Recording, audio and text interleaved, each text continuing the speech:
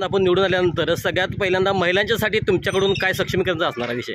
महिलांसाठी आम्हाला शिक्षणबाबत असू दे, नोकरीबाबत असू दे, आम्ही एक ग्रामीण भाग आहे आमचा, त्याच्यामध्ये आपण बघायला गेलं तर महिलांना शिक्षणाचं म्हणजे काही नाही आहे, नॉलेज नाही, काहीच नाही, शिक्षण नाही आहे. शिक्षण आम्हाला त्यांचं शिक्षणासाठी काहीतरी करायचं आहे, नोकरीबाबत काहीतरी करायचं आहे. महिला पण पुढे गेल्या पाहिजे. जेव्हा आपण महिलांना पुढे घेऊन जातो ना तेव्हा आपला देश पुढे जातो. आम्हाला प्राधान्याने करायचे की जयसिंगपूर नगरपालिका शाळांची झालेली दुरावस्था थांबवण्यासाठी प्राधान्यानं नगरपालिका शाळा अतिशय चांगल्या करणं हा आमचा प्रमुख अजेंडा असणार आहे की गोरगरीब विद्यार्थ्यांना शिक्षण घेणं अतिशय अवघड झालेलं आहे. तर अशी मुलं, गोरगरिबांची मुलं शाळाबाह्य होतील अशी भीती वाटायला लागल्यामुळं नगरपालिका शाळा सक्षमीकरण करणं, महिला सुरक्षेसाठी संपूर्ण जयसिंगपूर शहरामध्ये CCTV कॅमेरे बसवणं. आज बघतोय आपण की महिलांच्या गळ्यातले मंगळसूत्र गाडीवरनं घेऊन चोरून जाण्याचे प्रकार व्हायला लागलेले आहेत. तर ते थांबवण्यासाठी CCTV कॅमेरे बसवणं, त्याचबरोबर घरपोच नगरपालिकांचे दाखले पोचवणं आणि सगळ्यात महत्त्वाचा, माझ्यासाठी अतिशय महत्त्वाचा कुठला प्रश्न असेल तर गोरगरीब लोकांना